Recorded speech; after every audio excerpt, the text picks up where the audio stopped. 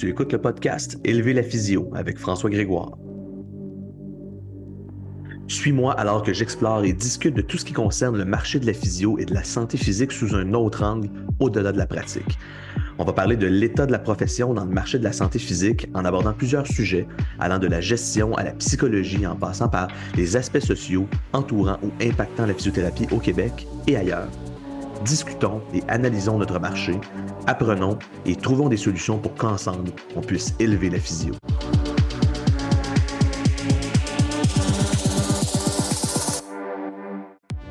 Dans cet épisode, je parle avec Guillaume Harvey, physio et kinésiologue, de ce que ça prend pour trouver du bonheur au travail et que ça n'a rien à voir avec le statut d'emploi. Bonne écoute! Salut tout le monde, c'est François. Aujourd'hui, je discute avec Guillaume Harvey. Guillaume qui est physio et kinésiologue.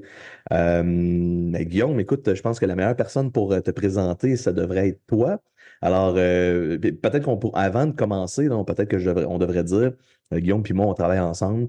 Guillaume, c'est mon collègue de travail.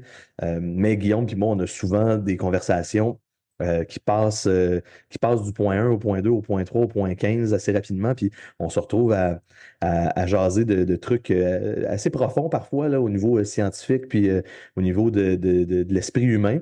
Fait que je trouvais ça intéressant de parler de ce genre de trucs-là avec Guillaume parce que je sais qu'on ne manquera pas de sujet de conversation ensemble sur un podcast. Alors, je vous présente Guillaume Harvey. Guillaume, la parole est à toi. Explique-nous d'où tu viens, t'es né où, t'as grandi où, qu'est-ce que t'as fait comme études, puis t'es qui comme humain, qu'est-ce qui t'amène où est-ce que t'es aujourd'hui? Fait que salut François, merci de m'inviter à ton podcast dans un premier temps. Moi, en gros, dans un premier temps, je suis un bleuet. Fait que je viens du Lac-Saint-Jean. J'ai vécu là-bas 5 ans. Mes parents ont déménagé à Laval par la suite. J'ai déménagé à Montréal pour mes études en physiothérapie. Puis, en fait, toute ma vie, j'ai toujours voulu être un promoteur des saines habitudes de vie. Puis, j'ai toujours prôné la polyvalence, puis l'équilibre aussi dans les différentes sphères de ma vie.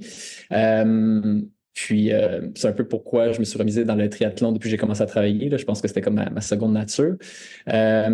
Puis, ça m'a poussé à faire mes études en kinésiologie à l'Université de Montréal. J'ai gradué en 2017, puis ensuite des études en physiothérapie en 2021. J'ai un parcours un peu atypique en sens que j'ai fait mes études en sciences humaines au Cégep Montmorency. À ce moment-là, ce que je savais, c'est que j'avais pas vraiment envie de faire des sciences, chimie physique, que j'avais fait au secondaire, que j'avais pas tant apprécié. J'étais quelqu'un qui aimait beaucoup s'intéresser à l'humain, être en relation d'aide, j'aimais le sport, puis je trouvais que la kinésiologie me rejoignait, puis à ce moment-là, je pouvais entrer avec des cours de mathématiques puis des cours de biologie de base. Donc, c'est ce que j'ai fait.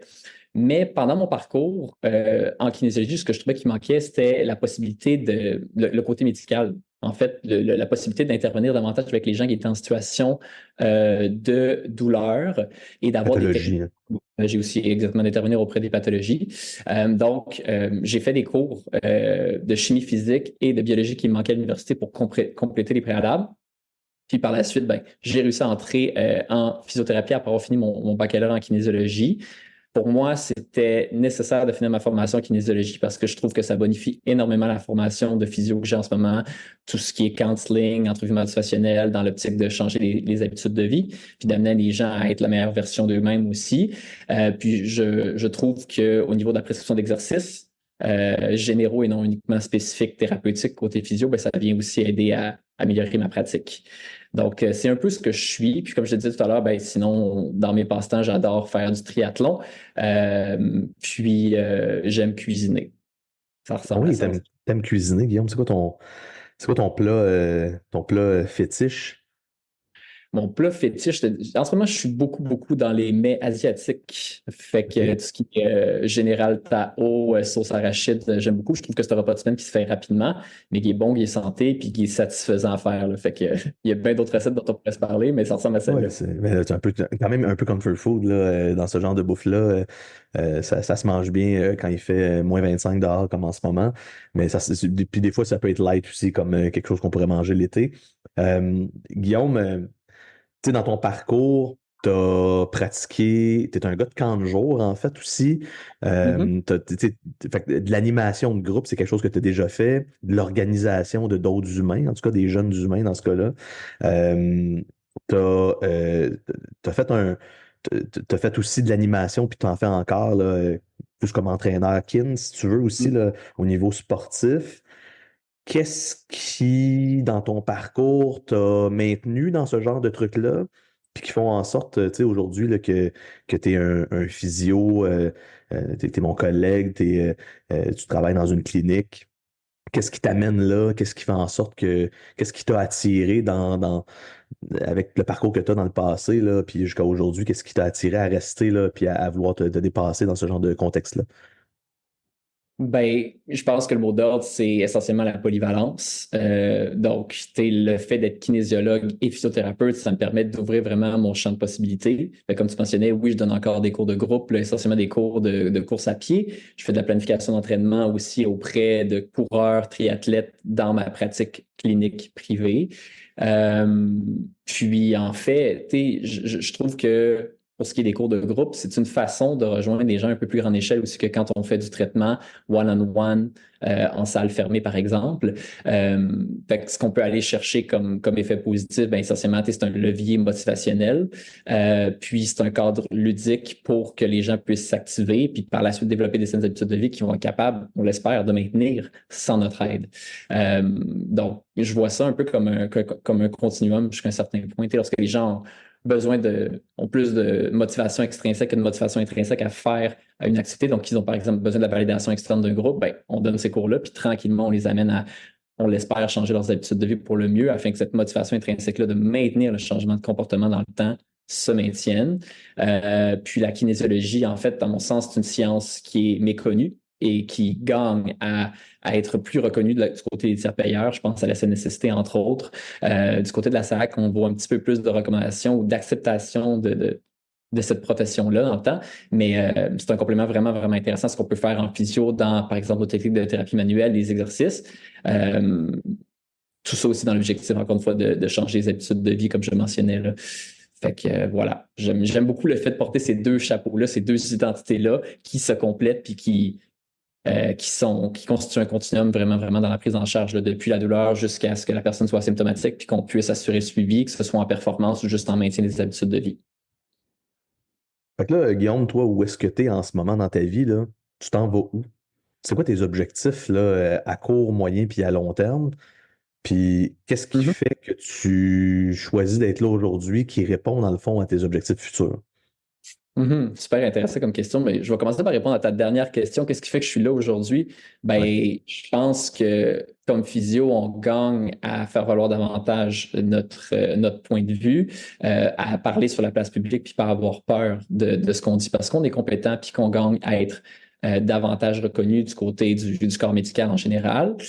Mais ce qui m'amène à être ici essentiellement, c'est d'être ambassadeur auprès de la profession aussi de faire réaliser que, par exemple, pour certaines personnes qui se remettraient en question par rapport à leurs conditions de travail, qu'il existe des milieux qui offrent des conditions de travail qui sont exceptionnelles, où on peut s'épanouir, que ce soit comme employé salarié ou encore comme travailleur autonome, dépendamment de nos aspirations. Puis, en fait, pour moi aussi, de lutter contre l'attrition en physio, un peu comme toi, c'est vraiment un enjeu qui est important à mes yeux. C'est ce qui me stimule à être ici présent pour rassurer les jeunes physio, que ce soit ceux qui vont finir leurs études prochainement ou ceux qui sont sur le marché du travail qui sont peut-être insatisfaits dans le contexte actuel pour plein de raisons. C'est-à-dire qu'il existe d'autres opportunités et qu'on est disponible pour en discuter si jamais ils en ont besoin aussi. Là. Fait que d'ouvrir l'éventail de possibilités, puis je dirais. Ben là, tu t'en vas où? Tu t'en vas où avec tout ça? Où est-ce que je Puis comment, ouais, puis comment est-ce que tu comment est-ce que tu accès à des opportunités qui te permettent là, de pouvoir avancer de la façon dont tu le désires, puis tu te vois là, toi, avancer dans ta carrière? Ouais, ben, je pense qu'on va y aller en chronologie. Fait que Mhm. pour ce qui est des objectifs à court terme, où est-ce que je me vois, par exemple, on va se dire, dans un an? Je pense que c'est un horizon de temps qui a de l'allure. Pour moi, la prochaine formation que j'aimerais faire, c'est la formation de positionnement à vélo. Étant kinésiologue et triathlète, comme je le mentionnais, j'aimerais développer cette expertise-là. J'ai déjà l'évaluation de la technique de course à pied. Puis éventuellement, j'aimerais ajouter à ça aussi l'évaluation de la technique de natation pour faire de la planification d'entraînement, mais aussi suivi de bobos auprès de cette clientèle-là. Sinon, à court terme, j'aurai l'opportunité de prendre un stagiaire à partir de juillet prochain. Fait que ça, c'est quelque chose qui me stimule énormément parce que j'aime faire du transfert de connaissances. Puis, en accord avec ma motivation intrinsèque de diminuer l'attrition des jeunes physios dans la profession, bien, assurément que le fait d'offrir une expérience de stage qui va être significative, c'est quelque chose qui aide. Sinon, pour ce qui est des objectifs à moyen terme, c'est certain que je suis intéressé par l'entrepreneuriat, la gestion de ressources humaines, par tout ce que ça implique. J'ai envie d'agir comme leader dans une équipe, puis d'intervenir auprès de différents professionnels de la santé, d'être présent autant quand ça va bien que quand ça va moins bien, par exemple avec les patients, puis de sortir de ma zone de confort, en fait, d'apprendre beaucoup à travers tout ça aussi, parce que je pense que c'est comme ça que je peux optimiser mon potentiel et donner la meilleure version de moi-même. Fait que, cet objectif-là serait peut-être plus à moyen, long terme, je te dirais. Sur un horizon de 3 à 5 ans, probablement. Là. D'ailleurs, en réponse à ta question aussi, je pense que c'est intéressant de s'interroger sur où est-ce qu'on se voit à court terme, à moyen terme, à long terme, pour garder une trajectoire de carrière qui est stimulante, puis prendre action en fonction de nos aspirations, parce que la réalité, c'est que les opportunités ne viennent pas d'elles-mêmes, il faut les créer. Mais lorsqu'on les crée puis qu'on accepte que ce ne sera pas toujours facile, ben on est capable de presque tout accomplir, je dirais, là, dans la mesure où on est bien entouré aussi. Là. Fait que ça ressemble à ça pas mal pour mes objectifs dans le temps. C'est bien dit. Tu as beaucoup de contenu, Guillaume, là-dessus. Puis, dans le fond, tu fais ce que tu dis, c'est que c'est important de se faire un plan. À partir du moment où on se fait un plan, les gens, des fois, ont de la difficulté à se projeter, puis on y reviendra tout à l'heure là, sur pourquoi est-ce qu'on s'en irait dans une direction ou dans une autre. Là. Je pense que on pourra peut-être terminer notre discussion là, sur comment est-ce qu'on apprend, qu'est-ce qu'on veut, qu'est-ce qu'on est, qu'est-ce qu'on fait. Mais clairement, tu sais, c'est pas parce qu'on se fait un plan qu'il faut absolument suivre ce plan-là à la lettre. Le plan qu'on construit aujourd'hui, il va nécessairement changer pour toutes sortes de raisons, parce que la vie change, on change, la société change, notre vie personnelle va changer. Hein, tu sais, juste, mettons, avoir des enfants, c'est une réalité. Quelqu'un tu parlais tantôt là, de choix d'employé ou travailleur autonome, dépendamment de où la personne se voit, ben, un choix de carrière ou un changement de carrière, ça crée un changement, puis ça peut venir modifier nos priorités. Quand on modifie nos priorités, ben, ça nous fait, généralement, c'est parce qu'on voit des choses qu'on n'avait pas vues dans le passé. Puis quand on voit des nouvelles choses, ben, dans le fond, on tombe sur des affaires des fois qu'on aime bien. Puis qu'on décide de pousser davantage dans cette direction-là. Puis je pense que notamment le triathlon, ça a été certainement ton cas, là, tu sais, où tu désires en faire davantage, puis devenir aussi un peu un ambassadeur de cette mixité de sport-là. Quand tu parles de range, tu as raison, là, tu parles de polyvalence, là, mais on le sait là, à quel point c'est important pour notre santé physique et mentale, finalement, d'être capable de faire plusieurs choses, puis de devenir compétent dans quelque chose qui est plus large aussi. Puis, tu sais, d'ailleurs, puis je pense que tu le sais certainement, mais c'est quelque chose que j'ai appris moi aussi avec le temps, c'est que plus on fait de choses, c'est un peu comme la résilience physique, tu sais, le cerveau. C'est que plus tu as fait de choses dans ta vie, puis plus tu t'exposes, ben moins les trucs sont effrayants, même si on en a jamais fait, compte tenu du fait que dans quelqu'un qui a pratiqué 15 sports différents, le 16e va certainement être moins effrayant à essayer pour la première fois que quelqu'un qui a jamais bougé du tout, puis on l'envoie là, dans notre clientèle d'ailleurs, tu sais. Fait que fait que j'imagine que tu es un gars qui a un plan, mais qui reste avec cette flexibilité-là d'esprit, tu sais. Sans aucun doute, la flexibilité le psychologique, c'est la clé, puis c'est la base même de la résilience. Puis par flexibilité, je pense qu'il y a cette idée-là aussi qu'on n'a pas peur de se vulnérabiliser dans le processus, un terme qui est souvent vu péjorativement, alors qu'au final, il est positif dans un contexte d'apprentissage, par exemple. Puis ça, j'invente rien. En fait, c'est tiré du livre Je suis un chercheur d'ordre de Guillaume Duluth, que je vous invite à lire si vous n'avez pas lu. Là, c'est super, super intéressant. Puis on parle des principes de communication interpersonnelle, puis justement, la vulnérabilisation, le fait d'être soumis à des situations où on s'éloigne de la réponse attendue régulièrement nous permet de plus en plus de se rapprocher de la réponse qui est attendue.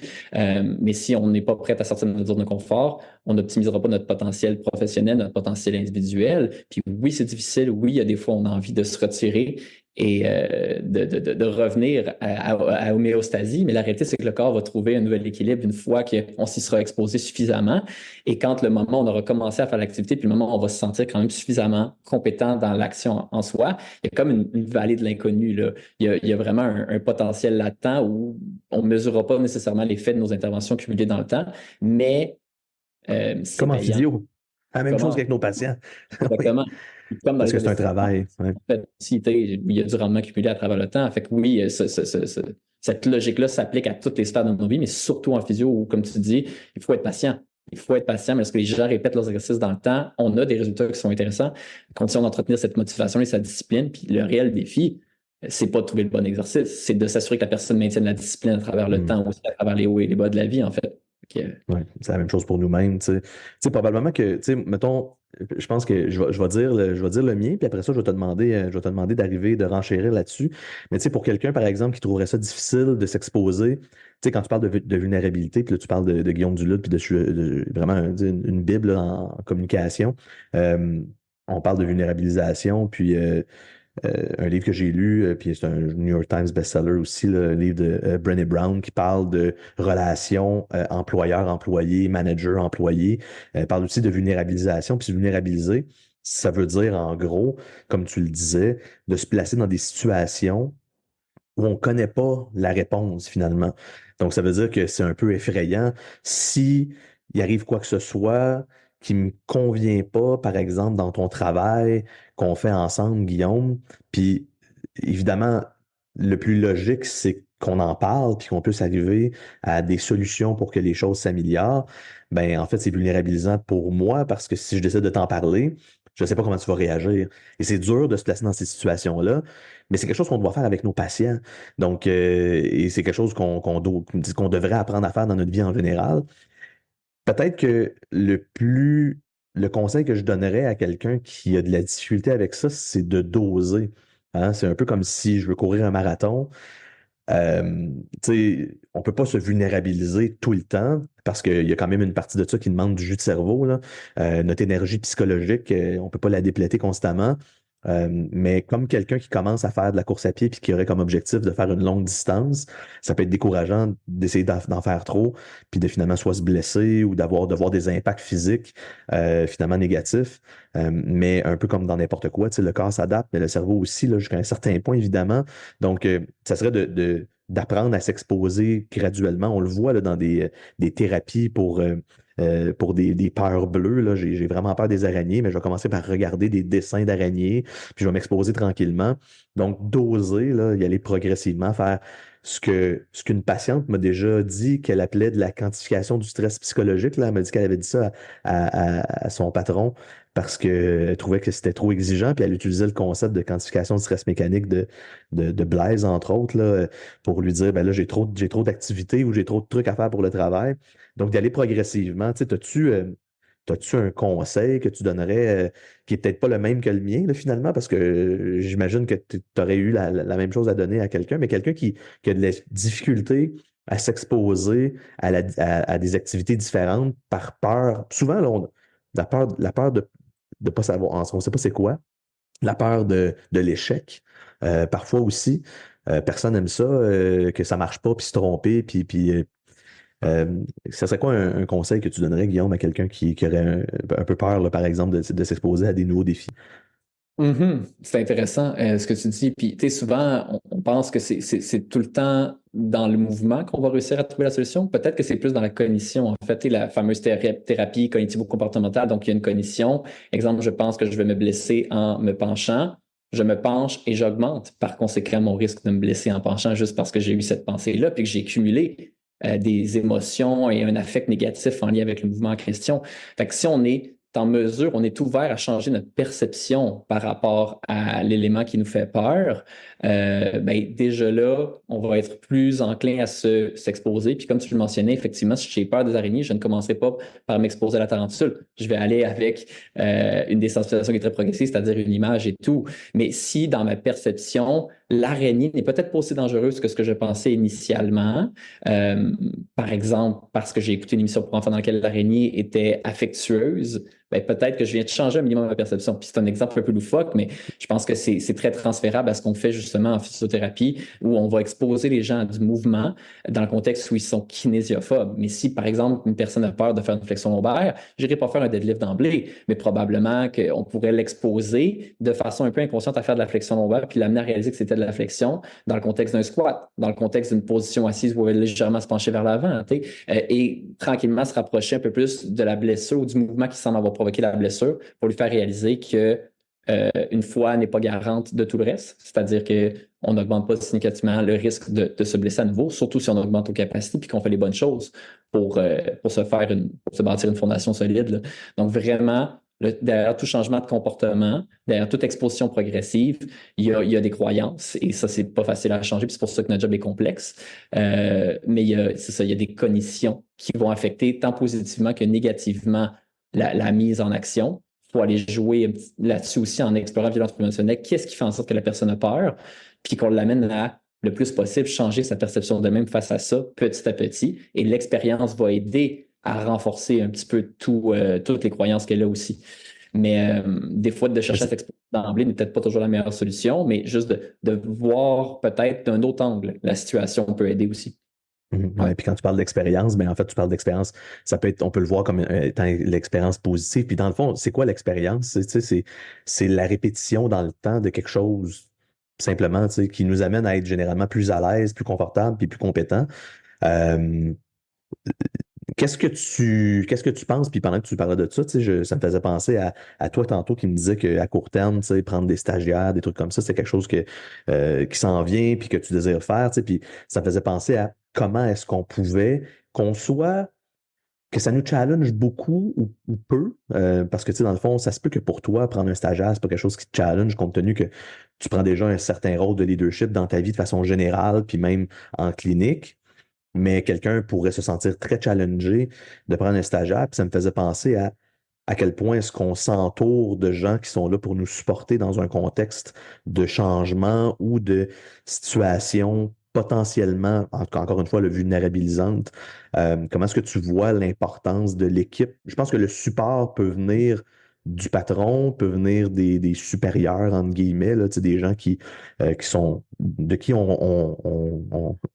qui sont responsables de nous, mais qu'on est responsable aussi, qui sont responsables de nous dans de toutes sortes de facettes, là, parce que être responsable de quelqu'un, c'est aussi être responsable de son bonheur puis de son plaisir au travail dans tous les cas. Mais comment est-ce que tu vois l'impact de l'entourage puis de l'équipe, que ce soit tes collègues ou tes patrons là, dans le fait de prendre une nouvelle responsabilité qui peut, comme je le disais, soit potentiellement être vulnérabilisante un peu, beaucoup, énormément? Très intéressant comme question. Ben, par rapport aux avantages, justement, d'être employé salarié, mais d'être surtout dans un contexte de travail dans lequel je sens que je peux m'épanouir, ben c'est sûr que cette idée-là que j'ai la chance d'avoir le mentorat de plusieurs physios, de diverses années d'expérience, qui ont d'expérience, oui, dans des expertises spécifiques, et ça, c'est ça à quoi les jeunes physios ou les étudiants finissants attribuent beaucoup d'importance, mais surtout aussi de l'expérience dans différentes facettes de leur vie.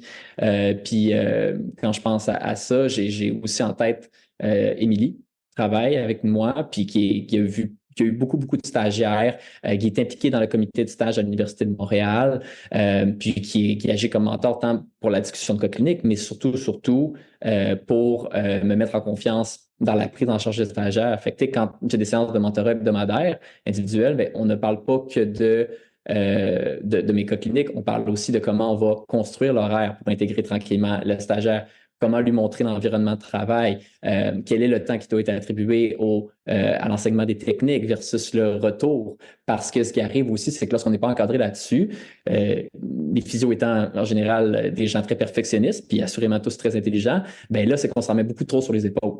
Et là, on se met à risque de surmenage parce que finalement, on fait notre 8 à 4, puis de 4 à 5, on fait le retour avec les cas cliniques, puis il nous reste 2 heures de correction à faire. Il faut qu'on se force à se mettre des trous dans notre horaire aussi pour prendre le temps de faire la correction des cas, pour discuter des cas pratiqués. Et ça va uniquement bonifier l'apprentissage du stagiaire aussi. Donc, ça, c'est vraiment, vraiment une perle dans ma pratique. Puis, ce que j'aime aussi, c'est quand travailler dans un environnement où il y a plusieurs professionnels, ben, ça te permet aussi d'avoir accès à un physio qui a 2 ans d'expérience, un physio qui a 5 ans d'expérience, qui a 10 ans, où ils ont tous des éléments 17 ans. à t'apporter, 17 ans ou 15 ans d'expérience. Fait que ça vient vraiment beaucoup, beaucoup bonifier ta pratique, puis ça fait en sorte que tu es plus satisfait dans ton milieu de travail, indépendamment de ton statut, là. Oui, définitivement. Tu sais, ce que tu dis, tu sais, c'est que là, tu sais que tu parles du mentorat comme étant un échange entre humains qui est pas uniquement dédié, tu sais, à de la pratique. Puis en fait, qui parfois en début de carrière, qui peut l'être, certainement, parce que en fait, l'objectif, tu sais, du mentor, c'est d'offrir au mentoré ce qui va le rassurer dans le travail. Tu sais, y a-tu quelque chose de pire que de ne pas se sentir compétent dans ce qu'on fait? Puis clairement, c'est peut-être, bon, puis je parlais pas pour parler de ça aujourd'hui, là, mais c'est peut-être une des raisons de l'attrition, en tout cas, là, le sentiment d'incompétence ou le sentiment de ne pas être pleinement compétent quand on est un jeune physio. Puis le risque associé à ça, ben, c'est que ça peut pas durer trop longtemps, cette sensation-là de pas savoir exactement où est-ce qu'on s'en va, où on aide pleinement les gens. Fait que le mentorat devient hyper important juste pour venir valider les idées qu'on a, évidemment pour venir donner des nouvelles idées, puis regarder ça d'une autre perspective. Euh, le mentorat, ça sert jamais à empêcher quelqu'un de pas faire ses propres erreurs, mais ça sert à le plus possible empêcher quelqu'un de pas faire, par exemple, les erreurs que moi j'ai faites. Donc, quand tu parles de surmenage, ben, tu sais, dans le fond, ah ouais, ben, je suis déjà passé par là, puis, tu sais, si tu veux mon conseil, parce qu'il faut toujours que le conseil soit sollicité, idéalement, tu sais, mais je pense que ça se développe dans une relation de confiance, tu sais, c'est correct de challenger les gens puis de leur dire qu'est-ce qui pourrait améliorer ou les choix qu'ils font sont peut-être pas la même chose que ce qu'on ferait au point où on a de l'expérience. Et c'est plus facile à faire ça quand on développe une relation saine avec entre collègues. Tu sais, quand la relation est bonne, mais c'est plus facile de se donner notre opinion finalement sur qu'est-ce qu'on fait. Mais dans tous les cas, dire à quelqu'un, ben moi je ferais ça autrement compte tenu que j'ai déjà fait ça, puis je te suggère de le faire de telle façon. Fait que ça nous permet de voir des fois un aspect, par exemple dans la prise de stagiaire, qu'on n'a jamais vécu. Et là, dans le fond, tant qu'à le prévoir puis avoir de la boue dans le toupette, là, ben, on pourrait faire en sorte d'éviter d'avoir à vivre ce genre de situation négative-là. Mais d'un autre côté, c'est important de se placer aussi dans des situations qui peuvent potentiellement nous amener à réfléchir parce que là, on ne peut pas toujours apprendre juste dans le positif, hein, tu sais, puis tu es d'accord avec moi certainement, Guillaume, là-dessus, c'est qu'on n'apprend pas juste, on apprend en fait beaucoup plus dans nos erreurs que dans nos réussites. Comment est-ce que tu vois la balance, tu sais, entre le fait de recevoir du mentorat puis de faire tes propres expériences? Ben, je trouve que c'est l'équilibre parfait. Puis comme je parlais tout à l'heure, pour moi, l'équilibre, c'est un des principes forts qui a toujours gouverné ma vie, dans le fond, avec du recul. Puis, dans le mentorat, ce que je vais chercher, c'est une augmentation de mon sentiment de compétence, une augmentation de mon sentiment d'appartenance envers l'entreprise pour laquelle je travaille. Mais au-delà de l'entreprise, qui est souvent comme un mot un peu plus détaché, pour moi, c'est une famille, c'est un climat un environnement de travail dans lequel je me sens bien, dans lequel j'ai envie d'aller pratiquer. Et je sais que si j'ai des questions, que ce soit dans un mentorat formellement organisé ou des discussions de coin de table, je vais toujours avoir la possibilité d'y avoir parce que j'ai une belle communication avec mes collègues et tout. Fait que ça me permet vraiment de venir équilibrer tout ça.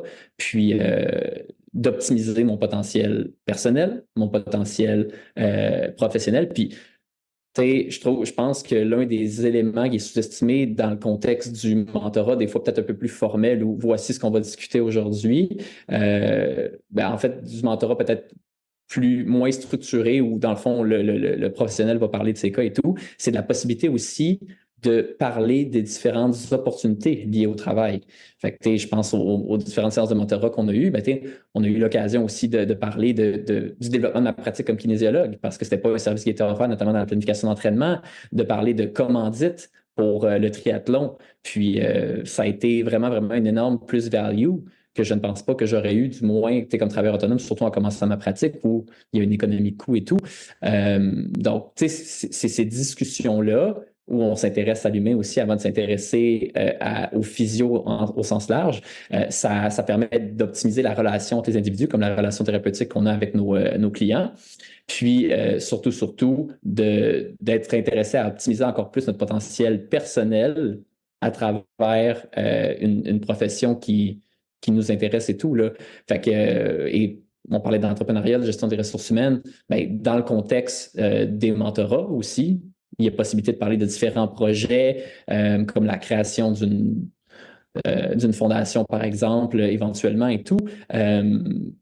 À brûle pour point. Et puis, c'est dans ces discussions-là qui sont un peu plus spontanées, à mon sens, qu'on est capable de peut-être changer le monde petit à petit, puis qu'on fait avancer notre profession. Bref, j'ai la très idéaliste en disant ça, mais pour moi, ça a beaucoup de valeur. Et la force du mentorat, du moins dans le contexte de mon milieu de travail, c'est que ça se maintient dans le temps. Même si ça fait 2 ans que je travaille, j'en reçois encore.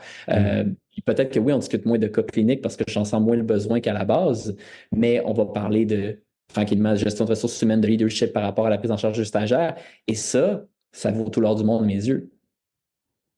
Ouais, je suis vraiment d'accord avec toi, puis tu amènes un excellent point. Puis juste avant qu'on commence à enregistrer, on parlait de l'épisode de podcast entre Alexis Goujon puis Denis Fortier là, sur Parle-moi de santé, où une chose qu'on n'a pas discuté, là, mais on parlait du podcast, mais une chose qu'on n'a pas discuté, c'est qu'à un moment donné, Denis puis Alexis se demandent quand est-ce qu'ils doivent prendre, quand est-ce qui a le temps de faire du développement de la profession, donc c'est difficile pour les professionnels de la physio de penser à l'avenir de la physio, au développement de la profession, puis de mettre du temps et de l'énergie là-dessus. Ben, à petite échelle, ce que tu viens de dire, c'est que c'est sûr que si on est complètement organisé puis on fait juste rester by the book à des techniques de thérapie manuelle, des exercices puis des cas cliniques, ce qui est important. Mais si on reste juste là-dedans, ben ça nous enlève des fois un peu l'opportunité de divaguer. Puis, parce que tu sais, quand on parle de discuter puis de faire avancer la profession, comme tu viens d'en parler, ça reste un peu ça prend un esprit créatif, tu sais, l'esprit doit être libre de s'en aller dans une direction. Puis il faut pas. Puis c'est correct dans certaines circonstances qu'on se ramène, parce que des fois, il y a des limites, en fait, tout le temps, il y a des limites de temps et d'argent, mais c'est correct de pouvoir laisser libre cours à notre esprit de dans quelle direction est-ce que je voudrais que les choses s'en aillent pour le bien, en fait, entre autres, de notre profession, pour notre bien personnel, là, dans un cas de mentorat individuel, évidemment. Euh, Encore une fois, tant si longtemps que ça fait du sens pour le bien commun, tu sais, le bien commun qui est une entreprise dans notre cas, le bien des autres, de nos collègues, des autres employés, évidemment le bien de nos patients, là, ça doit passer en premier, mais il faut se donner l'opportunité ou la possibilité de parler d'autres choses en lien avec notre profession. Puis, en tout cas, c'est peut-être là une petite opportunité de pouvoir changer le monde, un peu comme tu disais, Guillaume. Qu'est-ce que tu en penses? Mm-hmm. Tout à fait. Puis, en fait, un des grandes forces que je vois d'être employé salarié dans ce contexte-là aussi, c'est que j'ai pas le stress financier de payer pour chacune de ces séances de mentorat-là. Je suis rémunéré pour faire ces séances de mentorat-là. Donc, tu es mon employeur, toi en l'occurrence à ce moment-là, mais tu valorise le fait qu'on prenne ce temps-là pour discuter d'éléments qui vont au-delà aussi de mes cas cliniques, puis de, OK, t'en as gardé combien, t'en as perdu combien aussi, parce que des pertes au suivi, par exemple, il y en aura toujours, puis ça, c'est un des éléments qui joue beaucoup aussi dans l'attrition qu'on voit chez Jeune Physio, il n'y a pas de doute là-dessus, ce sentiment d'incompétence qui est essentiellement attribuable aussi aux pertes au suivi, alors qu'il y a plein d'autres éléments qui sont en gros qui peuvent faire en sorte qu'on a des pertes au suivi. Puis avec du recul, il y a des gens qu'on a perdu au suivi, qui n'ont pas répondu au courriel, puis qu'on revoit dans notre salle 2 ans plus tard, puis qui nous ont fait 3 autres personnes. Fait que se donner le temps d'être patient, d'être résilient dans ces contextes-là, fait en sorte qu'on cumule des expériences positives au final, alors qu'à la base, on avait vécu des émotions négatives, puis qu'on réalise que, hey, je suis pas si mauvais que ça, puis il faut que quand même que je prenne le temps de me déresponsabiliser par rapport à certains trucs sans être tout à fait désintéressé de l'évolution de mon patient. C'est pas du tout ça qu'on dit. C'est essentiel à la pérennité de la profession, puis au fait qu'on va rester dans cette profession dans le temps, parce que, un peu comme Marc-André Sarrazin le disait plusieurs fois, on a la chance d'aider les gens fondamentalement, à mon sens, pour les bonnes raisons, d'être bien rémunéré pour le faire, puis d'avoir des discussions avec des individus qui sont eux aussi exceptionnels et qui vont nourrir souvent nos aspirations personnelles et professionnelles lorsqu'on se bâtit de plus en plus une clientèle qui est à notre image. Puis le mentorat, ben, c'est un peu c'est la cerise sur le sundae dans tout ce contexte-là. Donc, le fait que ce soit pas nécessairement ultra structuré, mais qu'on parle d'éléments importants, puis qu'il n'y ait pas le stress financier de payer à chaque fois, ce qui fait qu'au final, bien, nécessairement, on en bénéficie moins parce que lorsqu'on doit allonger les dollars, puis surtout lorsqu'on commence comme travailleur autonome, on n'a pas nécessairement énormément d'argent, ben, c'est un frein à mon sens, peut-être l'avancement de la profession aussi. C'est important quand on a des discussions aussi, au-delà des discussions qu'on a avec nos patients. Puis comme tu dis, qu'on sort du cadre formel puis qu'on est plus dans le cadre créatif, spontané pour changer la profession pour le mieux, un pas à la fois, une discussion à la fois. Là. Ouais, nous faire avancer. Puis c'est un excellent point que tu amènes. Tu sais, c'est un angle que j'avais pas vu là, tu sais, dans la partie mentorat où en fait j'étais bien conscient là, que tu sais, chez nous, je pense qu'une des choses puis on le faisait naturellement, puis en fait, à force de lire des trucs, tu sais, je pense qu'on avait bien raison de faire ça comme ça. Puis c'est exactement ce que tu dis. C'est tu sais, le mentorat qu'on donne, on parle de physio. À la base, c'est pour en tout cas, ce que les professionnels pensent quand ils commencent, c'est qu'on va parler juste de pathologie, puis de traitement, puis de diagnostic. On se rend rapidement compte que c'est vraiment important de développer une relation adéquate, tu sais, une bonne relation entre le mentor et le mentoré. De toute façon, il n'y a pas grand-chose qui va passer là, si la relation est très mauvaise. Là. Tu sais, si toi et moi, on s'entend pas bien, Guillaume, puis je te dis tes quatre vérités, il y a beaucoup moins de chances que tu prennes ça pour du cash ou que tu l'appliques versus si on avait une bonne relation. En tout cas, moi, je l'ai jamais vécu, là, mais euh, quelqu'un qui paye pour du mentorat, je peux comprendre là, que c'est important et compagnie, mais c'est sûr qu'il y a beaucoup moins de chances que les discussions basculent vers quelque chose du genre création, où est-ce que la profession s'en va parce que ben si on a 30 minutes, notre 30 minutes est comptée. Je vais te parler des cas que je connais pas puis que je comprends pas. Si on a 60 minutes, notre 60 minutes est comptée. Et puis, évidemment, au-delà de l'argent, l'intérêt du mentor est certainement différent dans un contexte de client, tu sais, client entreprise, là, ou en tout cas, je sais pas comment quelqu'un qui paye pour son mentorat, il y a peut-être une réalité là où, sans que ce soit conscient, tu sais, moi, j'ai tout intérêt à ce que toi, tu sois intéressé à la physio. Là, quand on en parle, puis on s'emballe ensemble, je trouve ça important qu'on partage des valeurs similaires. Ce qui est certainement un peu moins le cas là, dans un contexte de mentorat payé, là, sans que ça soit inimportant. Là. Fait que je pense que c'est un bon point, là, c'est une bonne twist. Là, puis évidemment, tout ça, ce que ça amène, c'est le confort dans sa pratique progressivement, ben, ça amène du leadership chez la personne qui se sent plus confortable dans son travail. Peut-être, dis-moi donc, qu'est-ce que toi tu penses de ça, le leadership, Guillaume? Puis c'est quoi pour toi être un leader, être un bon leader, parce qu'il existe du leadership négatif, là, mais être un bon leader, puis qu'est-ce que ça prend, puis est-ce que tout le monde peut être un leader à sa façon, tu sais? Je pense que tout le monde peut être un leader à sa façon, mais c'est pas. On n'aura pas nécessairement les mêmes leviers. Un leader, c'est quelqu'un qui est à l'écoute, c'est quelqu'un qui est capable d'optimiser le potentiel personnel, professionnel de chacun, donc de savoir soutirer de la bonne façon les forces, puis de minimiser les faiblesses de chacun afin de tirer le groupe vers le haut, en fait. Puis c'est sûr qu'en travaillant dans une clinique, moi, ce qui me stimule beaucoup, c'est ce potentiel-là de leadership que je considère qui est plus élevé que si j'avais été travailleur autonome, même si, oui, il y aurait possibilité d'être dans un regroupement de travailleurs autonomes, ça reste qu'on travaille avec d'autres physios et tout.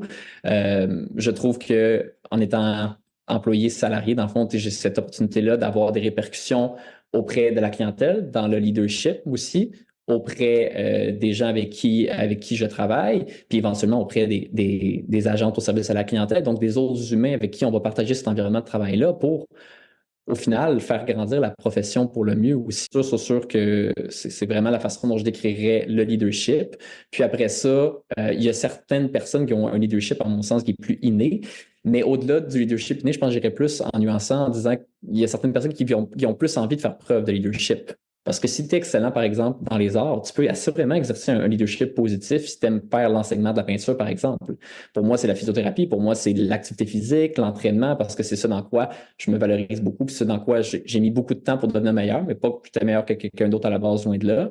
Mais c'est comme ça que je vais assumer mon leadership. Mais chaque personne a un potentiel qui est inexploré jusqu'à un certain point. David Goggins en parle d'ailleurs, là, apprendre ou à laisser, là, il est quand même assez polarisant, mais il parle quand même de ce potentiel inexploré-là, puis qu'on gagne à se mettre dans des situations qui sont confrontantes, des situations déstabilisantes pour devenir la meilleure version de nous-mêmes. Puis développer une résilience. Fait que si je peux faire ça, moi, dans ma carrière de physio, amener les gens à être plus résilients, puis à aimer pratiquer leur profession parce que je suis un leader positif et que j'ai l'occasion de le faire davantage parce que je travaille avec plus de monde. Donc, à mon sens, la force du nombre, c'est de cette façon-là aussi qu'on fait germer des idées qui sont vraiment qui sont intéressantes pour notre profession. Ben, je vais être très satisfait, là. Mm. C'est quoi pour toi, même si t'as pas nécessairement de l'expérience là-dedans, mais c'est quoi pour toi le chemin, tu sais, entre le leadership puis l'entrepreneuriat? Puis c'est quoi le lien entre les deux? Parce qu'en fait, je te le dis tout de suite, là, il y en a un très important, mais j'aimerais ça avoir ton opinion là-dessus.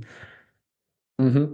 Ben, tu sais, à mon sens, c'est sûr que pour être entrepreneur, il faut être prêt à assumer un leadership. Euh, il faut être prêt à se sortir de sa zone de confort. Puis je pense que c'est peut-être là que tu vas en venir. Fait que tu parlais tantôt de Entre situations autres. vulnérabilisantes aussi. Fait que quand on est entrepreneur, ben, on prend des risques financiers. On prend des risques dans les discussions qu'on a avec nos employés des fois où on se sort régulièrement de nos zones de confort, mais ça fait de nous des personnes qui sont totalement plus résilientes puis qui en viennent à optimiser davantage leur potentiel. Est-ce que c'est tout le monde qui veut faire ça? Non. Puis je pense que ça prend des gens qui veulent rester plus dans le rôle de clinicien, par exemple, d'autres personnes qui ont envie de travailler au développement de projets, puis de prendre certains risques, mais des risques calculés quand même à toutes les fois. Fait que, je pense que c'est la prise de risque, en fait. Parce que derrière le leadership, il y a une forme de courage. Tu ne veux pas, exemple, le podcast qu'on donne en ce moment, bien, on s'expose, on divulgue nos idées. Donc, pour certaines personnes, ça peut venir avec une certaine source de stress parce que ce qu'on dit peut être remis en question et c'est tout à fait correct Mhm. parce que ça stimule la discussion puis c'est comme ça qu'on avance. Mais ça Mais reste. ça doit être remis en question. Ouais. Mais puis là, qu'est-ce que tu allais dire? Excuse-moi, ça reste.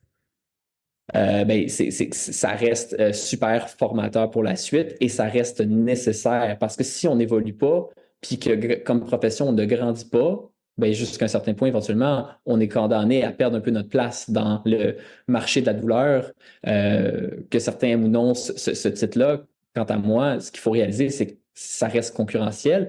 Puis, si en ce moment, il n'y a peut-être pas assez de gens qui consultent en physio, c'est parce qu'on n'est pas assez reconnu du côté du public. Puis, ce n'est pas parce que l'horaire d'un physiothérapeute expérimenté de 2 ans et plus est plein que nécessairement il répond aux attentes de la population, puis que le taux de présence en physiothérapie est suffisant aussi. Je pense qu'on peut aspirer à plus et qu'on a tous les outils pour le faire. Mais pour avoir les moyens de nos ambitions, il faut en parler publiquement, puis susciter des discussions qui vont faire en sorte que s'il y a des gens qui sont insatisfaits dans le milieu de travail, mais qui veulent faire le changement pour aller ailleurs, par exemple, que ce soit comme employé salarié ou à travailleur autonome, je pense que ça regarde chacun. Mais ce qu'il faut garder en tête, c'est que par exemple, du côté d'employé salarié, bien évidemment, ce n'est pas en contradiction avec le désir d'indépendance. Mhm. Au contraire. Mais il faut être bien entouré, puis il faut développer des relations qui sont significatives avec notre employeur, puis nos collègues de travail, là, pour avoir envie d'aller au-delà du rôle de clinicien si c'est quelque chose qui nous stimule. Ouais, ben en fait, c'est possible que quelqu'un qui décide de faire le saut vers autre chose, que ce soit quitter la physio carrément ou se dire, ben, je vais changer de mode de pratique, c'est quelqu'un qui n'a pas retrouvé ça dans son milieu de travail. Puis le plus difficile, c'est de se dire que, tu sais, c'est pas parce qu'à un endroit, c'est pas adéquat que ce l'est pas partout. Tu sais, c'est quelque chose qu'on se dit souvent, là, c'est qu'un patient qui a pas eu le succès escompté en physio, est-ce qu'il retourne en physio? Malheureusement, dans notre profession à nous, la plupart des gens, contrairement aux dentistes, hein, si tu un dentiste avec qui le courant passe pas, ben, pour ta santé bucco-dentaire, tu vas aller voir un autre dentiste en physio, malheureusement, souvent quand les gens, ça fonctionne pas, entre guillemets, en physio, mais ils vont aller voir, ils vont changer de type de thérapeute, là. Ils vont aller voir un autre thérapeute qui est pas physio. Euh, c'est le même principe que dans une job, tu sais. Bon, et puis on va flirter avec l'autodétermination tantôt, là, mais la réalité, c'est qu'il y a toujours une partie de nous qu'on doit donner, puis il y a une partie qu'on doit recevoir, puis tu sais, c'est un slow dance, là, comme ça, à deux personnes où les deux doivent l'aider à leur façon. Mais dans tous les cas, c'est pas parce que c'est pas à la hauteur de ce que tu t'attends à un endroit que ce ne sera pas ailleurs. Ça, c'est clair. Tu parlais Dans le fond, je fais un résumé un petit peu d'une partie de ce que tu viens de dire, c'est qu'il y a un danger à être conservateur, tu sais. C'est que quand les choses changent et évoluent, puis qu'on est trop conservateur, ben on se remet pas en question. Écoute, un bon exemple, là, puis je sais que tu es un fan de hockey, Guillaume, tu as peut-être vu passer là, la Ligue professionnelle féminine de hockey, puis comment est-ce qu'ils vont procéder là, au premier choix. Donc là, ils ont décidé que à partir du moment où une équipe est éliminée, ben, c'est le nombre de points que l'équipe est capable de faire après son élimination officielle qui va l'amener à avoir le premier choix au repêchage de l'année suivante pour éviter le fameux tanking, là, tu sais, les équipes qui se débarrassent de tous les joueurs, puis dans ce cas-ci, les joueuses, là, puis pour finir bon dernier, là, pour avoir le plus de chances d'avoir le premier choix au repêchage. C'est très dur pour une ligue comme la NHL de faire ça parce que tout le monde gagne de l'argent, gagne beaucoup d'argent. C'est une ligue qui va rester conservatrice dans le contexte où changer les choses peut paraître plus risqué pour les gens assis dans le poste de conducteur, pour qui ça semble fonctionner hein, déjà depuis longtemps. Mais on le sait que dans ben des endroits, puis en affaires notamment, une des pires phrases à dire, c'est ben ça a toujours fonctionné comme ça. Tu sais. Alors tu sais, l'opportunité que cette nouvelle ligue-là a, c'est qu'elle part de nulle part. Elle a tout à construire. Et c'est important de rester passionné, curieux, puis si nos mentorats un à un nous permettent juste ça c'est un début, c'est un minimum, mais nous permettent de rester créateurs dans on est où en physio, puis où est-ce qu'on veut s'en aller. Ben, je pense que ça nous permet de rester affamés, d'apporter toujours, dans le fond, la santé physique de la population vers des nouveaux horizons, puis nous apporter nous-mêmes, évidemment, parce que si la physio continue d'évoluer positivement, puis tu sais, vraiment, il ne faut rien enlever à personne qui est passé avant nous, Guillaume, là, la physio, dans les 50 dernières années, la profession a fait des avancées fulgurantes, là. Mais dans tous les cas, il ne faut pas s'asseoir là-dessus. C'est pas parce qu'on est une profession paramédicale, tu sais, où on est formé dans des facultés de médecine, on est loin d'avoir le monopole. Puis si on pense qu'on l'a, on va se faire manger à la ligne sur l'eau, ça ne sera pas tellement long. Mhm, exact. Puis en fait, comme physio, et je pense qu'il n'y a aucun physio qui va dire le contraire, on gagne à avoir davantage d'actes réservés aussi qui nous est octroyé par le Collège des médecins.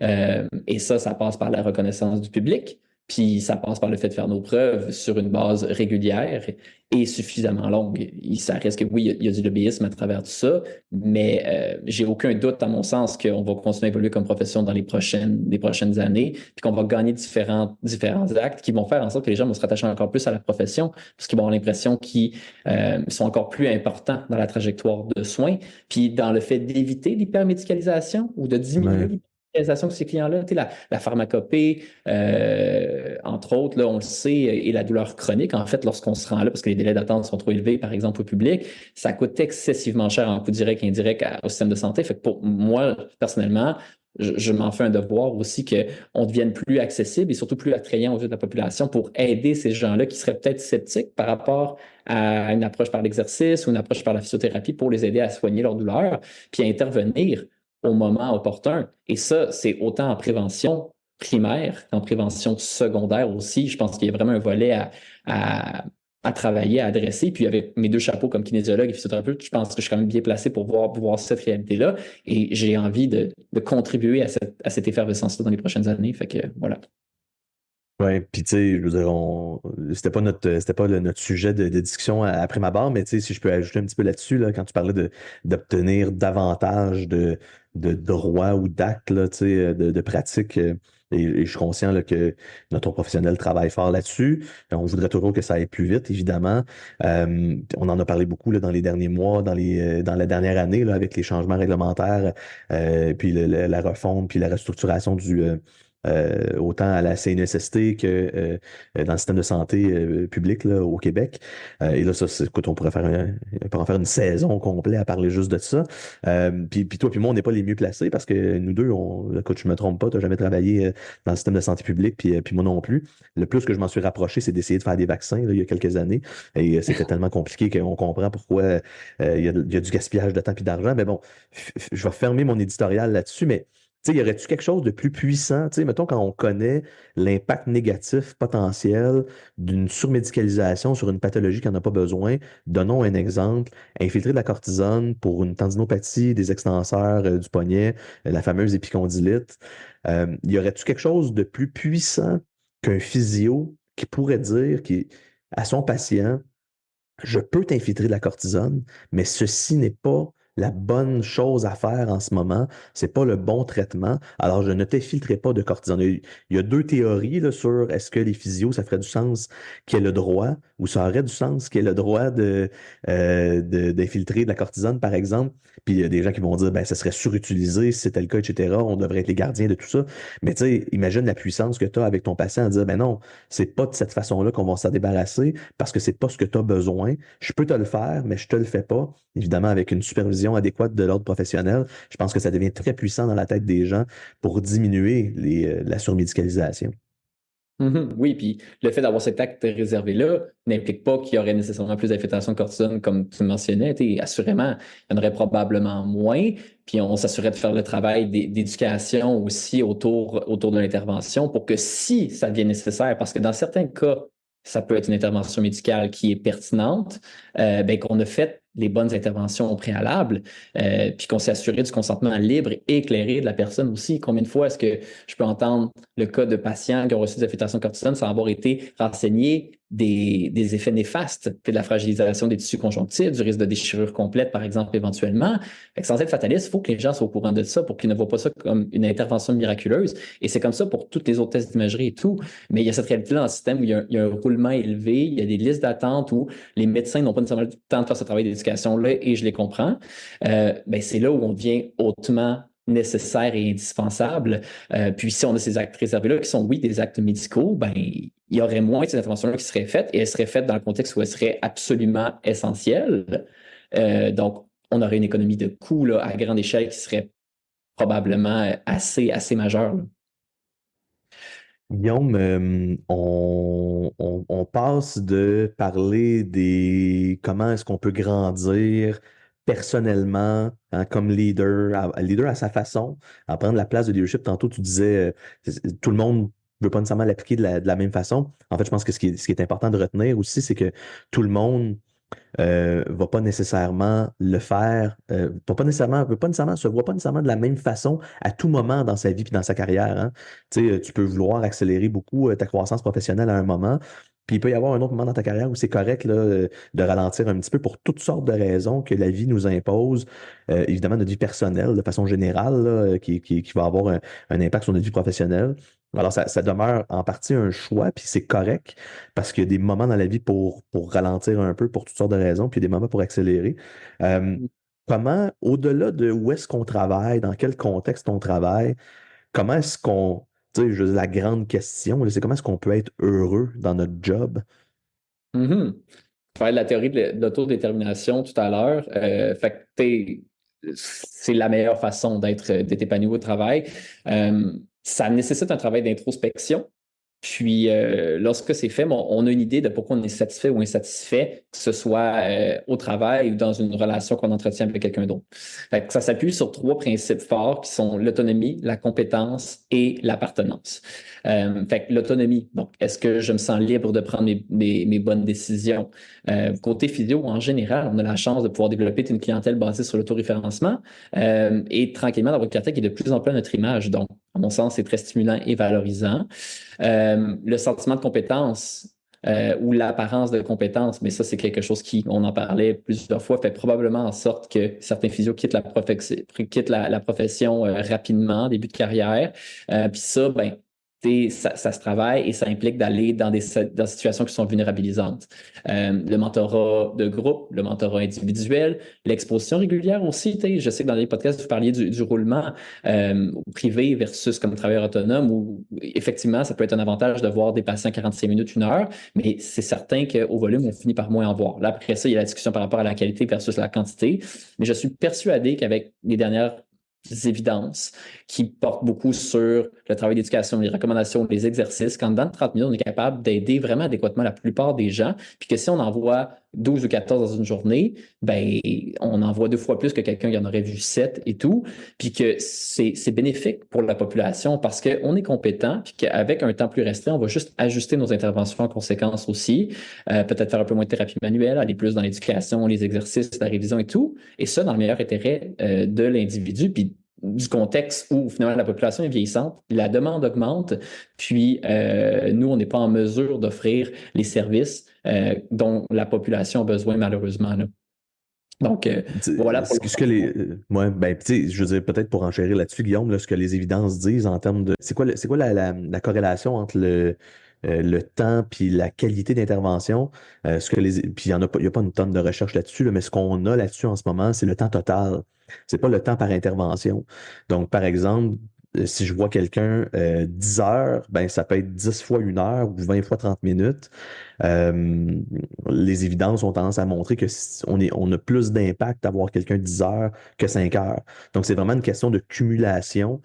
Puis je pense que ça rejoint beaucoup notre rôle de coach là-dedans. Puis tu es certainement d'accord avec moi. Tu sais, si je veux que quelqu'un soit capable d'appliquer des changements importants, surtout si on parle encore plus, on parle de douleurs chroniques, là, mais évidemment aussi dans n'importe quel cas, là, mais encore plus dans des cas de douleurs chroniques, des changements d'habitude de vie, ben, moi, je préfère voir quelqu'un moins longtemps, plus souvent, parce que ça va me permettre d'étaler dans le temps les visites que je vais avoir avec cette personne-là, puis pouvoir l'accompagner plus longtemps dans des changements d'habitude ou dans le maintien de nouvelles habitudes, finalement, qu'on sait qu'ils sont tellement difficiles à instaurer. Premièrement, à instaurer, mais instaurer, il n'y a rien là versus le maintenir dans le temps. Et de là, notre impact positif potentiel important, comme tu le disais, dans la prévention, dans le suivi, dans le maintien, que la prévention soit secondaire après une blessure, par exemple, puis ensuite de ça, finir par maintenir une relation avec la population, ce qu'on fait pratiquement pas en physio. Euh, donc peut-être que ça, c'est un petit peu mon grain de sel là-dessus. Exact. Puis la prévention primaire, ça, c'est peut-être plus mon grain de sel côté kinésiologue, mais je sais que c'est quelque chose dont on parle de plus en plus en physio. Puis que c'est dans le meilleur intérêt de la profession qu'on puisse œuvrer dans les différentes phases du continuum de développement de la douleur, puis que s'il n'y en a pas, mais on est capable d'aider les gens. On sait qu'il y a quand même des facteurs pronostiques de développement de pathologie. Et je sais que tu étais sur le projet d'écrire un livre justement par rapport au deep squat, par rapport à la mobilité aux à différentes articulations. C'est fascinant de savoir ça. Fait que peut-être pourquoi en physio, on ne serait pas en mesure de faire ce screening-là avant même que les gens aient une douleur pour intervenir sur ces éléments dans l'optique de leur permettre de mener une vie qui est saine et significative. Fait que, on a vraiment, vraiment un rôle plus important à prendre là, puis je pense que c'est un filon qui gagne à être davantage exploité dans les prochaines années, ça c'est sûr. Euh, Fait que c'était pas mal ça pour le sentiment de compétence. Sinon, le dernier élément, c'est le sentiment d'appartenance. Donc, l'affiliation à un groupe. Je donne un exemple. Dans le milieu de travail où je suis, ben, on fait des séances de musculation en équipe 1 fois par semaine parce qu'on a accès à un gym avec vraiment une panoplie de matériel. Puis c'est quelque chose qui me motive beaucoup et qui permet de raffermir ces relations-là avec les collègues de travail, puis d'avoir des discussions qui vont aller au-delà de comment ça va avec tes patients. C'est qu'est-ce que tu as fait aujourd'hui, je connais tes champs d'intérêt et tout. Puis ça nous permet de faire des activités qui justement sortent du cadre de travail rémunéré, puis d'améliorer le travail intradisciplinaire puis interdisciplinaire qu'on va faire aussi en équipe. Fait que, bref, cette culture d'équipe-là, c'est le ciment d'une entreprise, puis de la productivité au travail aussi. Là. Fait que voilà les 3 éléments. Donc, autonomie, compétence, appartenance.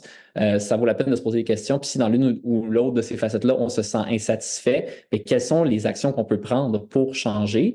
Puis l'action, ce n'est pas de faire de l'évitement, c'est de s'exposer. Exemple, pour le sentiment de compétence, d'aller chercher du mentorat individuel et on attribue beaucoup d'importance du côté notamment des étudiants finissants, je pense au mentorat et aux formations continues très formelles. Je pense qu'un des éléments aussi qui est super important et qui est plus accessible que tout jamais, c'est d'écouter des podcasts, de lire des livres ou de les écouter. C'est du contenu qui nous permettent, du contenu théorique qui nous permet d'aller au-delà de notre rôle de clinicien puis d'optimiser notre potentiel comme individu au-delà de celui comme professionnel de la santé.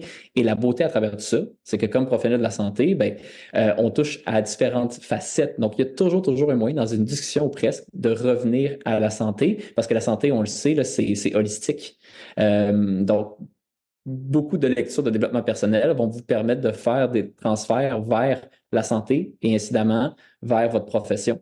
Puis moi, c'est ce qui me passionne aussi. Fait que le potentiel de développement, il est infini dans ce contexte-là. Hey, tu mets le doigt sur quelque chose de vraiment intéressant. Puis, n'importe qui nous écoute en ce moment, là, dit bonjour à tout le monde, là, écrivez à Guillaume ou à moi là, des livres sur autre chose que de la physio. Si vous voulez des exemples, des trucs à lire parce que vous ne savez pas par où commencer, là, écrivez-nous, on en a plein à vous donner. C'est des choses que, bon, Guillaume puis moi, on aime bien rentrer dans notre quotidien. Là, puis ben, moi, personnellement, puis j'en parle souvent, j'écoute des Audible, c'est Amazon, puis ça te permet d'avoir un nouveau livre par mois. Puis moi, j'aurais jamais pensé là, que écouter un livre, j'aurais trouvé ça intéressant, mais en fait, je trouve ça passionnant. Et systématiquement, si je lis ce qu'on appelle un non-fiction, là, tu sais, qui est pas, je suis pas en train de lire Harry Potter, là, quoique ça peut être intéressant à écouter, mais mettons, si je lis un livre, je sais pas, là, en ce moment, là, je suis en train de, ça fait longtemps que je voulais lire, puis en fait, je dis lire, mais c'est écouter, là. Puis d'ailleurs, il y a des théories là-dessus, là, sur est-ce que écouter, c'est lire. Puis j'avais lu un truc récemment, puis en fait, il y a des études qui ont tendance à démontrer que écouter un livre ou le lire, c'est la même chose en termes d'acquisition de connaissances, là. Mais ça faisait longtemps que je voulais écouter Radical Candor, qui est un best-seller aussi là, sur comment parler aux gens en toute honnêteté.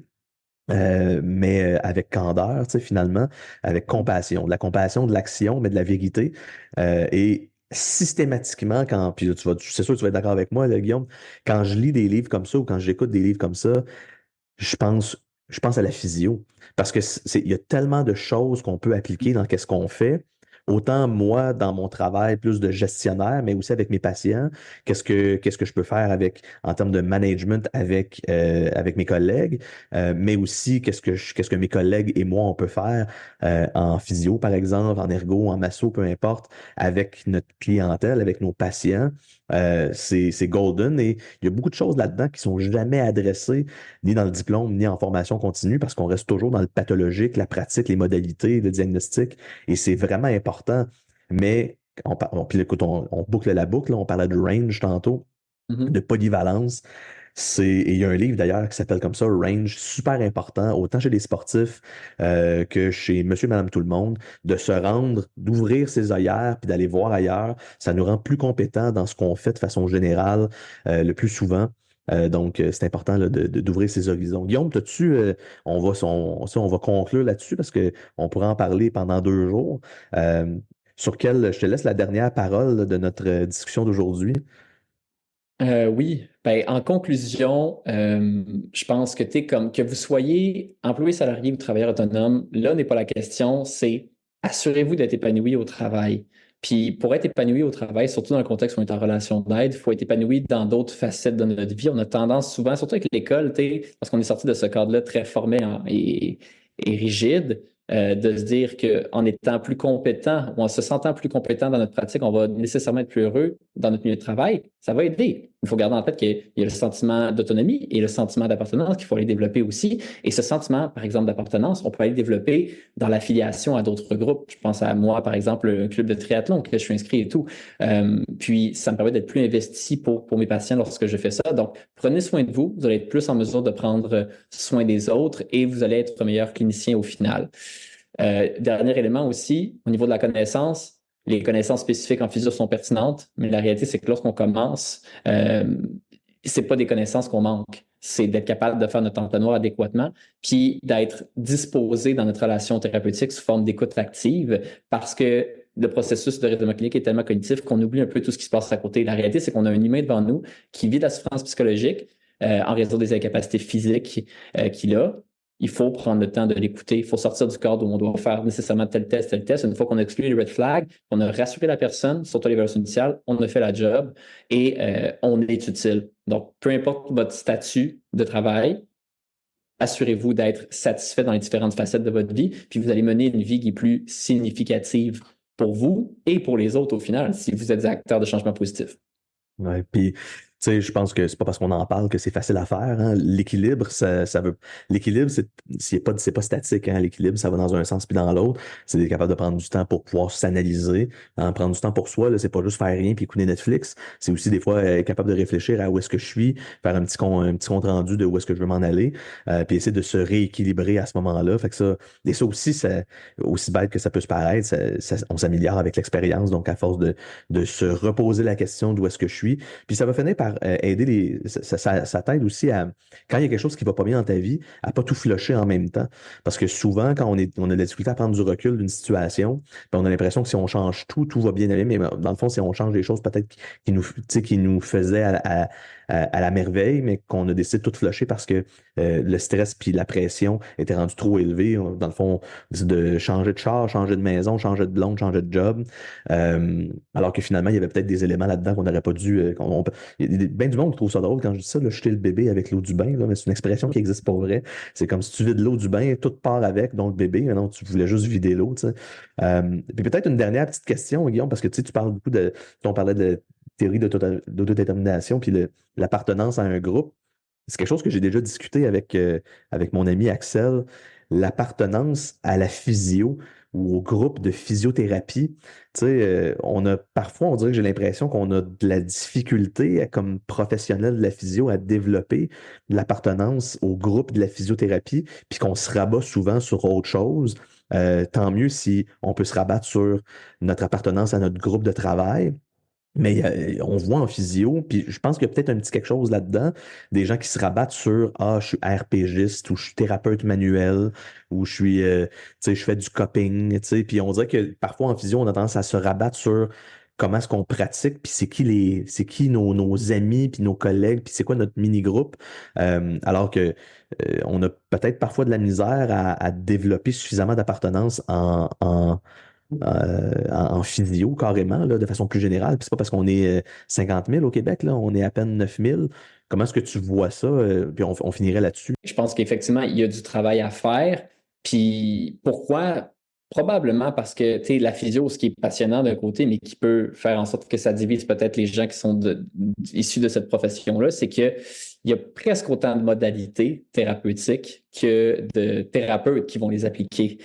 Puis là, tu sais, la science cherche à trouver un ascendant d'une intervention par rapport à une autre. Puis on voit ce qui fonctionne pas, mais dans ce qui fonctionne, on n'est pas vraiment capable d'identifier ce qui est plus efficace. Par exemple, au niveau des types d'exercices concentriques versus excentriques versus autre intervention. Pourquoi? Parce qu'au final, il y a vraiment une question aussi de répondre aux préférences, aux attentes du patient. Oui, c'est conditionné par le discours que le thérapeute va avoir, mais si on a un discours, mettons, d'un thérapeute dans un contexte donné qui est très, très orienté vers le contrôle moteur et qui est ultra convaincant et convaincu, assurément, ces exercices vont bien fonctionner. Mais inversement, si on a quelqu'un qui est très convaincant et convaincu dans le contexte d'un exercice général, progresser graduellement, on peut avoir des résultats qui sont tout aussi bons. Donc, je pense qu'il faut qu'on débatte des vrais enjeux de la profession, puis c'est comment est-ce qu'on peut faire notre place davantage auprès de la population pour voir plus de personnes puis répondre aux listes d'attente, puis rendre ces soins-là plus accessibles parce que ça fonctionne bien, peu importe la manière, pour s'assurer quand même de continuer à s'appuyer sur des interventions, des modalités qu'on sait qui sont prouvées efficaces au-delà du placebo. Puis encore là, si on optimise des facteurs contextuels liés au placebo, dans tous les cas, c'est à l'avantage du patient. Je pense au contexte de soins dont on a parlé régulièrement, toi et moi ensemble.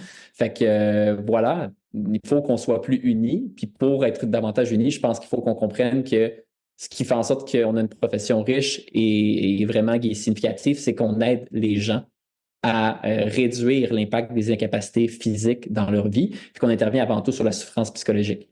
Peu importe la manière. Par la suite, ben là, sur cette ligne de fond-là, on va vouloir aller dans la même direction pour faire grandir la profession ensemble. C'est de l'or en barre. Qu'est-ce que tu dis, Guillaume? Guillaume Harvey, un gros merci d'avoir pris du temps pour discuter aujourd'hui avec moi sur comment. En fait, il va falloir qu'on se trouve un titre pour cet épisode-là, mais il y a quelque chose comme. Au-delà de dans quel contexte on travaille, le plus important, c'est comment est-ce qu'on peut s'assurer ou travailler, en fait, parce qu'il n'y a jamais rien qui vient de façon passive, comme tu le disais, de te retrouver du bonheur dans qu'est-ce qu'on fait, de trouver ou de retrouver du bonheur dans qu'est-ce qu'on fait. Et dans tous les cas, ça a peu à voir avec le contexte dans lequel on travaille, mais beaucoup à voir avec ce que le contexte dans lequel on travaille nous apporte, puisque nous, on peut y apporter. Guillaume, un gros merci d'avoir discuté avec moi aujourd'hui. Puis on se reparle dans, je le sais, pas tellement longtemps. Assurément, ça a été un plaisir, François. François, toi. Salut. Merci d'avoir écouté Élever la physio avec moi-même, François Grégoire.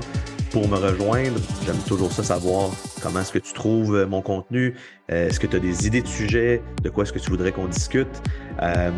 Frankie Physio sur Instagram, sur Facebook ou à mon courriel françois@mouvementphysio.com. Merci beaucoup de m'avoir écouté. À la prochaine.